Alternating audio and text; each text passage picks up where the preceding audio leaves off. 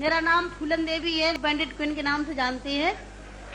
और हमें पता नहीं था कि इतना संघर्ष करने के बाद हम जिंदा रहेंगे और आज आप सबके बीच में भी पहुंचेंगे, इतना मान सम्मान भी हम पाएंगे, ये हमने कभी नहीं सोचा था। 4 साल हम जंगल में भटके।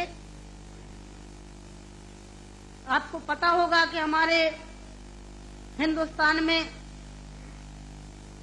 नहीं कहना चाहिए ऐसे मौके पर, मैं कहूंगी, बताऊंगी जो मेरे पे बीती है कि हमारे सामंतशाही लोग, पैसे वाले लोग और खासकर मैं जात का नाम लूंगी तो लोग कहेंगे दुबई में जाके जात पुकारी रहेंगे। ऐसे ऊंची जाति के लोग जो जात पात को मानते हैं, हम जैसे गरीबों को, दलितों को, दबे कुचलों को, अल्पसंख्यकों को एकदम ये सोचते हैं जी कीड़े मकोड़े हैं, जी इंसान नहीं है। तो उन लोगों को मैंने बताया कि मैं इंसान हूं, अगर हमें तुम मारोगे तो हम भी चुप नहीं बैठेंगे, हम भी जवाब देंगे। और इसलिए मैंने कई दफे सोचा कि मैं आत्महत्या कर लूं, मर जाऊं, पर मैंने सोचा कि मरती तो हजारों लड़कियां रोज हैं। बताओ, हमें डाकू के नाम से जानते हैं लोग, डाकू, फूलन देवी डाकू। बताओ, मेरी 4 हाथ पैर हैं। कहते चम्मिल घाटी की है, चम्मिल घाटी की, चम्मिल घाटी मेरी माँ बाप है। अरे मैं माँ बाप से पैदा हुई हूँ, मेरा कसूर यही है कि मैं झोपड़ी में पैदा हुई, गरीब परिवार में पैदा हुई, दबी कुचली समाज में पैदा हुई, तो हमें जीने का अधिकार है नहीं। मेरे भाई और बहनों, मैंने कोई बुरा काम नहीं किया। मैं तो वहां भी मंच पे बोलती हूँ, अब्बू भाई के साथ में तो कई सभाएं हुई हैं, बहुत बड़ी बड़ी सभाएं हुई हैं, कि मैंने कोई बुरा नहीं किया है।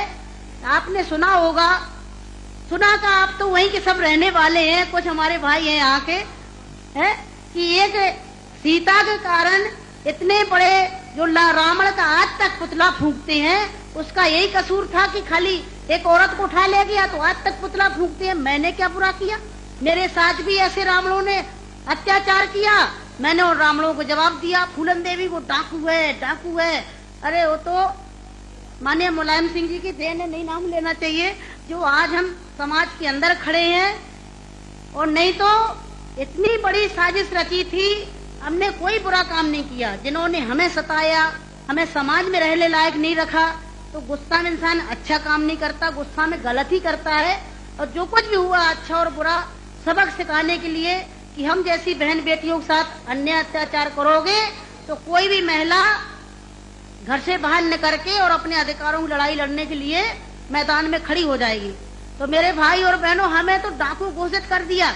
जब मैं चुनाव लड़ने जाती हूँ तो सब एक ही भाषण रहते हैं, किसी के और कोई भाषण नहीं रहते हैं। बताओ, मैं डाकू दिखाई देती हूँ? क्या होता है डाकू?